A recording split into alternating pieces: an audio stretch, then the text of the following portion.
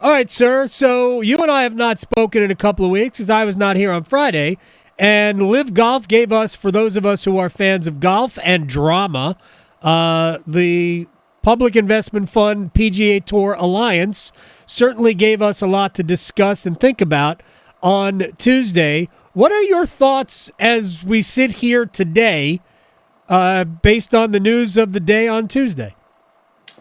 I mean, one, I think my sort of top line thought is I feel bad for the players who took a stand and were sold out by their own tour, whether it's Jon Rahm or Rory McIlroy or Tiger Woods, that these guys said, we believe that golf should be something else, and they got sold out by their own tour. And to me, Adam, this is the fascinating part of this for me. These Wall Street players, these guys, Jimmy Dunn, Ed Hurley, these guys who are members at these clubs so fancy they won't even host PGA Tour tournaments, somehow ended up on this policy board with the power to sell out the entire tour without talking to the players. And I'm fascinated how the players let themselves essentially be powerless in the management of their own tour. They basically had it sold out from under them in a way that they didn't want to do. And it just shows that, the rich get richer. It's the law of the land. And these guys, these Wall Street guys, find ways to turn nickels into dimes and dimes into dollars. And if I'm Rory McIlroy, I just want to look at these guys and tell them, I don't want to be your guest at Seminole. I don't want to be your guest at Fisher's Island. I want my tour back. Yeah. You're right. Jimmy Dunn, I believe, who helped broker this deal, has to choose when he wakes up in the morning. Do I play at Augusta? Do I play at Pine Valley? Do I play at Cypress Point? Do I play at Seminole? Or do I play at Shinnecock Hills? Those are his choices. Luke, those are pretty good choices to have. It's tough. The other part of it, Adam, it's just I don't understand how these guys got this power to make decisions for the players with no oversight at all from the players. Right. And, Jimmy Dunn especially, this is a guy who lost half his firm on 9/11, and now he's out there saying, well, if I knew any of the Saudis who were responsible, I'd kill them myself. Like, could you be a bigger jackass? Well, here's the thing about this. And, I mean, Rory McIlroy, I think if you watched the press conference on Tuesday, you could tell that Rory has never been comfortable with the source of the money with LIV. I don't know that that's the reason why he decided to not be a part of it, but I think there's a little bit of him that doesn't feel good about that, even though he may have played in a Saudi International or some of the other events in the Middle East, which also are in large part are funded by governments that have not been great. Anyway, but here's the thing about this whole story that maybe we haven't talked about enough. It was pretty clear, based on Rory's press conference and everything else you read underlying, that the PGA Tour and what they wanted to do in terms of reshaping the tour to compete with with LIV Golf financially, that they couldn't pull off. That asking sponsors to essentially double their input financially could work for some, but not enough. So where was that money going to come from? Well, that money is now going to come from the Public Investment Fund. And they're getting no return on their investment from LIV Golf. Zero. Way more money is going out than they could possibly bring in. And they're not raising awareness because that whole thing is about sports washing. And they're not getting enough sports washing they're not getting clean enough from LIV Golf because it's always viewed as a rogue tour. Now, their money will be invested, if you will, in the PGA Tour, and it's much easier to cleanse your image when you're going to be in front of millions of people and viewers as opposed to, a couple 100,000. That's what I think. Yeah. I think this is simply a good business deal for both sides. And Rory said Adam, he's come to terms with it. Of it. And this is where you get back to it with Rory and even Tiger and these guys who have a lot of money. The Saudis are always going to have more money. Always. That's not even an issue. If you own an NHL team or an NBA team and you want to sell it to the Saudis, a soccer team, They're always going to have more money, or the Qataris or whoever. They have more money, all right? Dimes to rich guys are pennies to them. They're always going to have more money.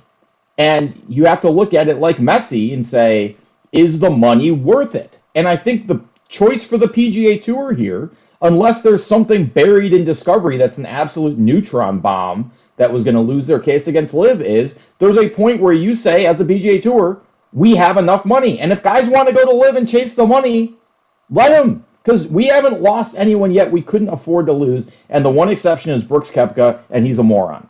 Because he thought he was done, and he wasn't. Right. And then he was over there, and now he wants to come back, and he can't. He does. Right? No one misses Phil. No one misses Bryson DeChambeau, now a 9/11 apologist on top of all his other galaxy brain crap. Yeah. There's enough money in the PGA Tour.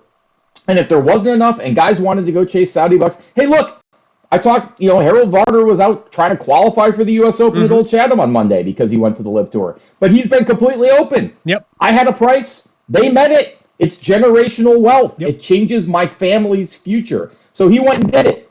Rory doesn't need that money. Tiger doesn't need that money. Phil shouldn't need that money, but he obviously does. Let those guys go and build a tour around players who want to be here. And you know what? I think most people would have been fine with that. But a couple people got a sniff of bigger dollars and decided they would take the money. And that's the way it's always going to be. The Saudis are always going to have more money. And look, this is just the beginning. They're going to buy the Ottawa Senators if all these bids fall through. Yeah. They're going to buy some crappy NBA team because they don't care. It's all tip money to them. They spend this $2 billion for an NHL team. Whatever, we'll give you 3. It's what we spend at Starbucks on a Tuesday. Until people realize that the money is not an issue for them. They have unlimited money.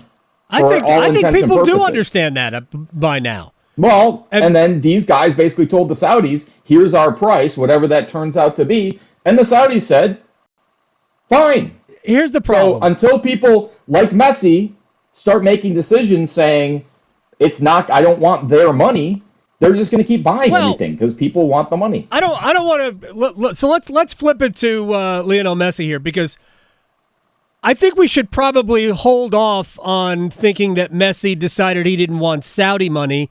He represents the Saudis and the Qataris publicly, so he's taking their money.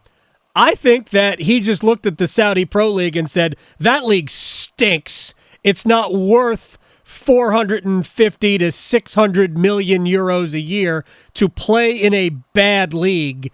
And I would rather go to Major League Soccer, which is not a great league, but it's a better league than the Saudi Pro League. And Apple and Adidas made it worth his while financially.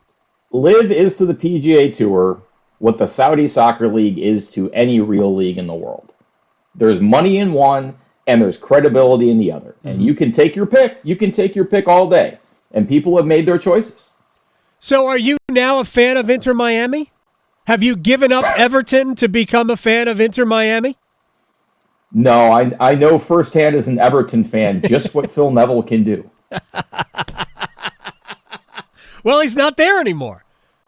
You've already gotten rid of that franchise. Yeah, no, I have no interest in any Inter Miami. I mean, honestly, Adam, when MLS started in 94, 95, right. 96, I guess it was 95, 96, I was a big DC United fan. They were the only. I was in Philadelphia at the time. They were the only team that had, it wasn't the Wiz or the Clash, and they didn't have a stupid logo. They had a nice, classy, traditional jersey. They had the best players. They had Echeverry and John Harkes and Raul Diaz-Arce and Jeff Agus. They had all these ACC guys. Half the team went to Virginia. And they played real soccer. I mean, they played a good brand of football. So in the early days, I was a big DC United fan. So if I had to pick an MLS team, I'd say there's a lot of water under that particular bridge. And then I spent time covering the Colorado Rapids. There you go. After that. And those guys were great. Mooch Meyernick, Marcelo Balboa, Anders Limpar briefly.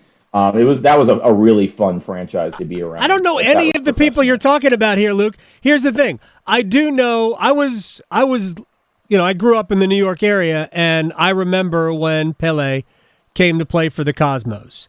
I was not necessarily aware of the impact on the sport. I do know that I suddenly cared about the Cosmos, And I also knew that following Pelé, we had the Franz Beckenbauers, maybe one of the best, maybe the greatest center back that ever played, and Giorgio Canaglia and Steve Hunt.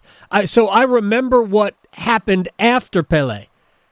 If that can happen to a lesser degree, probably after Lionel Messi comes, maybe Major League Soccer can just take the next step forward. It's already a good league. It's probably the sixth or seventh best league in the world. Those days, the days of signing a marquee veteran player and having it change your league are over. And I think Messi gives the Miami franchise some credibility, but MLS doesn't need him. That's the old model, was signing these older celebrity players to be your marketing focus. MLS's path forward, and they figured this out a long time ago, is good young players getting better. It's like, for lack of a better word, it's a developmental league, but in a great way. And this is the old MLS. This is, the Metro stars signing people with big names who are 38 years old. That said, look, Messi's great. He's one of the greatest of all time, maybe the greatest of all time. Sure. He's clearly a human being, unlike Ronaldo. And all of that, goes into it. But MLS doesn't need Messi the way that the Cosmos and NASL needed Pele. This is just an addition to MLS. It helps MLS, but it's not a league saver or a league changer. It's a veteran player deciding he wants to play out his last years in the U.S., which is an old story. It just happens to be the most famous of them all. Yeah, I mean, Major League Soccer is not a league that needed saving, right? It doesn't need saving. It doesn't need a boost. But when I don't know where Messi ranks in terms of best players in the world today, but I'm sure he's in the top 15 of greatest players currently playing, even at age 35. He's going to shine when he eventually gets on the pitch and starts to play for Inter Miami. I'm looking forward to I don't watch Major League Soccer now, but I'll check out what, maybe I'll start to like Charlotte FC. Probably not. No. Maybe I'll just become an Inter Miami fan, which is okay with me too. Here's the one thing about Messi that is a bit of a game changer. With MLS putting their games essentially behind a paywall on Apple TV this year, not getting that ESPN, Fox mainstream exposure, they actually probably needed someone who was appointment viewing to get people, not in the long term, but to get people to say, hey, where are these games? Oh, they're on Apple TV, and just sort of act as like a shot of vodka for everybody to sort of wake them up and say, oh yeah, it's Apple. That's right. Well, I want to go see Messi. And even if they only do it once, then they remember that MLS is there, because I think, as the NHL saw, and when you're not on ESPN and you're on a fringe network, you lose your place in the debate.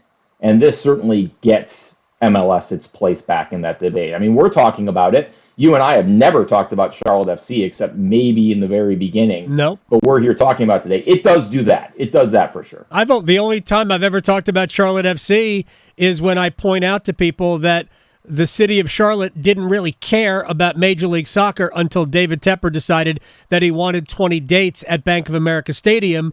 Therefore, I have billions. It doesn't matter. I'll pay whatever your entry fee is. Give me a team. They were well down the list for MLS expansion, and all of a sudden, somebody with billions of dollars, now they're on top of the list, even though the community didn't really pine for it. But in fairness to them, they've embraced it. Their team's not amazing, but they've embraced it. No, they've done a nice job with it, and it's given the soccer culture there, which was, a sort of fragmented, something to coalesce around. I still say, and you may disagree, but going back to even 2001, the failure of an owner to emerge here in a timely manner who is willing to pursue MLS, it's one of the great tragedies of the Triangle from a sports perspective. It really was. If the Hurricanes had an owner who had a nickel to his name, you could have had incredible synergies with a winter-summer double franchise, the same way that the Panthers have. And this market, I think, pre-Charlotte FC, pre-David Tepper, was just ripe for MLS for a lot of the same reasons, because there's a strong soccer culture. You saw what happened when the Courage were good and relevant before they, turned unbelievably toxic. Yeah. And you bring all of these various fan bases, college soccer teams, European soccer teams. You give them that's a huge, sort of element of soccer fandom in the triangle. You give them a central, sort of pivot to revolve around. You've got something. I really think that would have been a tremendous success, even playing at Wake Med, if they could just finally get the bridge built to what is now Fenton. For a long time was just wetlands. Yes. But that ship has sailed, because MLS is going to need to get to about 50 teams in 2 divisions by the time they put 2 teams in North Carolina. We missed our shot. It was perfect, and we missed our shot. We missed it. Steve Malik. And hey, look, man, I was ringing that bell since 2004. I still have the shirts that say MLS tonight or 919 to MLS. I still have those. Even that was too late. The time to strike was when MLS was a younger league, and you could have put down roots and built a foundation in the sort of 2010 era. And then by now you would be an established franchise. It's just too bad. It's sad. If Steve Malik was a billionaire and not a millionaire, and I'm not knocking Steve Malik, I believe that we would have won that race. We would have won that race to a franchise. They would have had to have improved Wake Med Soccer Park and ultimately built another soccer-specific stadium, probably downtown. We saw all the kind of the renderings of that. But that's what they need. There wasn't an owner. You mentioned, if Peter Carmanos had been interested, or if Tom Dundon had been here early and recognized that this is value. Tom Dundon had bought the team in 2011, it's a different story. But I don't know. Given what's happened with the Courage, maybe it's a good thing Malik wasn't a billionaire. All right. Final thing: you rooting for City tomorrow or Inter Milan? Oh, Inter Milan. Oh, I've got so many friends who are Inter Milan. Really? Okay. Go Inter.